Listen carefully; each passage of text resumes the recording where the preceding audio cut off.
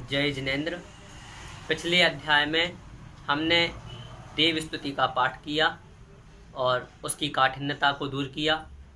अब हम णमोकार मंत्र जो कि दूसरा पाठ है इसे पढ़ेंगे। सबसे पहले उच्चारण करते हैं। नमो अरिहंताणं नमो सिद्धाणं नमो आयरीयाणं नमो वज्झायाणं नमो लोये सव्वसाहूणम्। इस प्रकार से इसका पाठ होगा। जिस प्रकार से मैंने लय बताई है यह आर्या छंद है।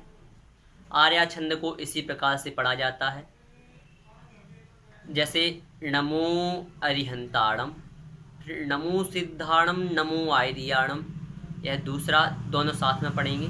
फिर नमो वज्झायाणम नमो लोये सव्वसाहूणम, इस प्रकार से पढ़ेंगे।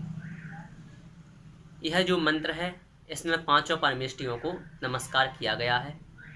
सर्वप्रथम नमो अरिहंताणम, इसे कहीं कहीं अर भी पढ़ते हैं, अरि भी पढ़ते हैं, दोनों मान्य हैं। नमो अरिहंताणम अर्थात नमो अर्थात नमस्कार हो। किसे नमस्कार हो? अरिहंताणम, अरिहंतों को नमस्कार हो। नमो सिद्धाणम, नमस्कार हो तो किनको? सिद्धाणम, सिद्धों को। किन्ने सिद्धों को नमस्कार हो? इसमें कोई संख्या नहीं है, अर्थात सभी सिद्धों को नमस्कार हो, क्योंकि हमारे यहाँ तो अनंत सिद्ध परमेष्टि भगवान हो चुके हैं, तो सभी सिद्धों को नमस्कार हो। नमो आयरियाणम, यहाँ उच्चारण जो है नमो आयरियाणम, क्या है? नमो आयरियाणम, ऐसा उच्चारण होगा, अर्थात आचार्यों को नमस्कार हो। नमो वज्झायाणम, उपाध्याय भगवंत को नमस्कार हो। नमो लोये सव्वसाहूणम, अर्थात जितने भी साधु हैं उन सभी साधुओं को मेरा नमस्कार हो। नमस्कार करने वाला कौन है? यहाँ हम हैं। हम किसे नमस्कार कर रहे हैं? पांचों परमेष्टियों को नमस्कार कर रहे हैं। इस मंत्र में हम पांचों परमेष्टियों को नमस्कार करते हैं। अब सबसे पहले तो हम यह जानते हैं कि णमोकार मंत्र क्या है, और उसमें भी सबसे पहले मंत्र क्या है यह जानते हैं। तो मंत्र वह है जिसमें अनंत शक्ति विद्यमान हो। क्या हो? अनंत शक्ति विद्यमान हो, जिसके पाठ करने मात्र से हमें सिद्धि हो। अब आप कहेंगे हमें तो भैया जी हम तो रोज णमोकार मंत्र का पाठ करते हैं लेकिन हमें कोई भी सिद्धि नहीं होती है। तो इससे तात्पर्य है कि णमोकार मंत्र का पाठ करने से मात्र से सिद्धि नहीं होगी, क्योंकि जब तक हम अपने अंदर श्रद्धा नहीं लाएंगे तब तक णमोकार मंत्र कोई असर नहीं करेगा। तो हमें अपने अंदर पहले उन पांचों परमेष्टियों को विराजमान करना है, अपने मन में स्थित करना है। बाहर का जो मिथ्यात्व है उसे भी छोड़ना है। जो कुगुरु कुदेव कुधर्म है उन सबको छोड़कर केवल अपने धर्म में लगना है।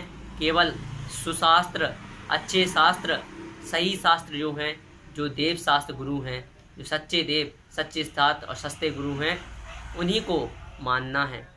तब तो हमारे कार्य की सिद्धि होगी।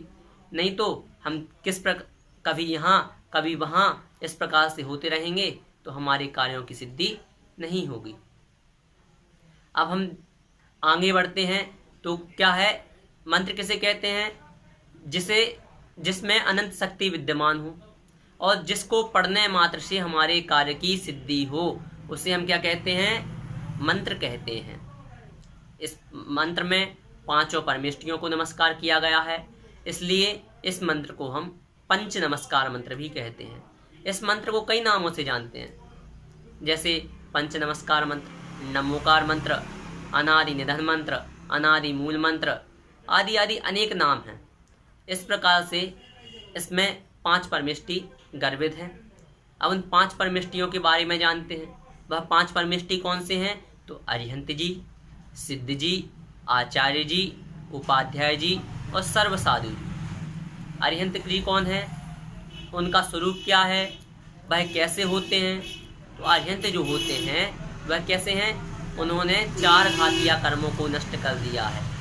कर्म सभी को पता है, ज्ञानावरण, दर्शनावरण, वेदनीय, मोहनीय, आयु, नाम, गोत्र, अंतराय, ये 8 कर्म हैं। इनमें से 4 घातीय कर्म कौन से हैं? ज्ञानावरण, दर्शनावरण, मोहनीय और अंतराय।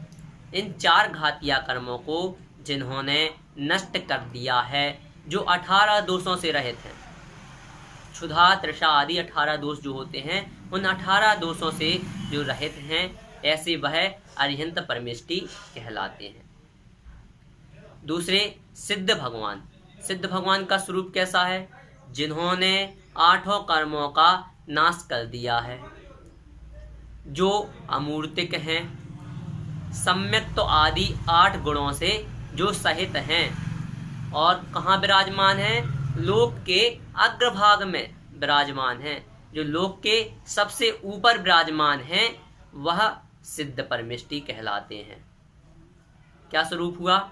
जो अमूर्तिक हैं, 8 कर्मों से रहित हैं, जो जिन्होंने सम्यक्त आदि 8 गुण प्रकट कर लिए हैं और लोक के अग्रभाग में विराजमान हैं, ऐसे वह सिद्ध परमेष्टि कहलाते हैं।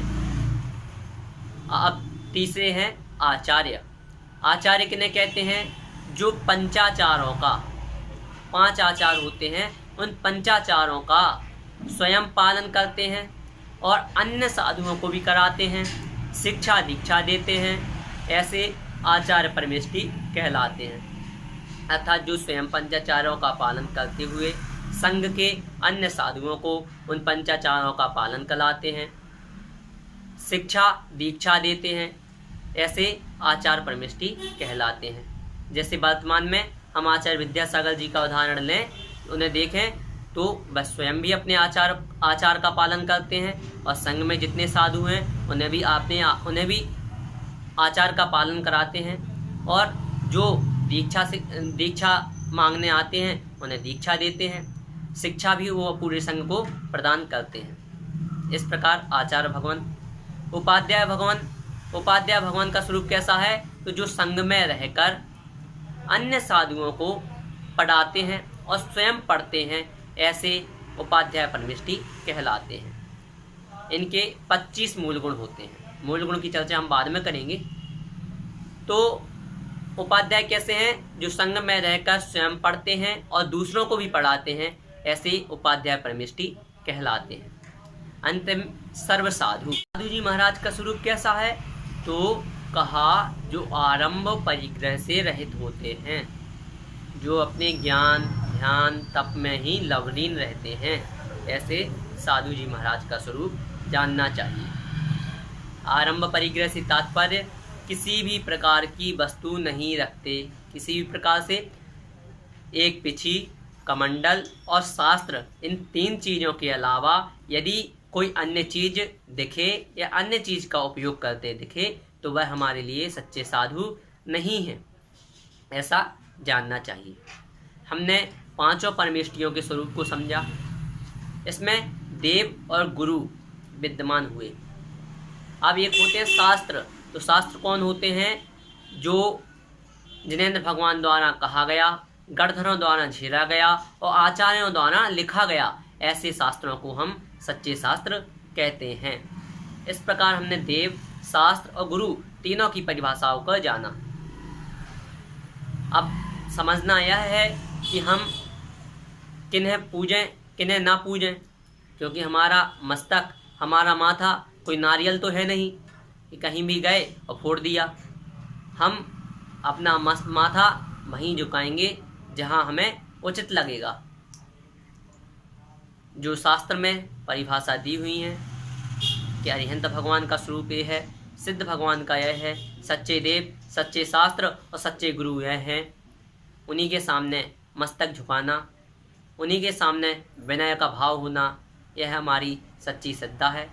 इसी श्रद्धा को अडिग बनाए रखें। जय जिनेंद्र।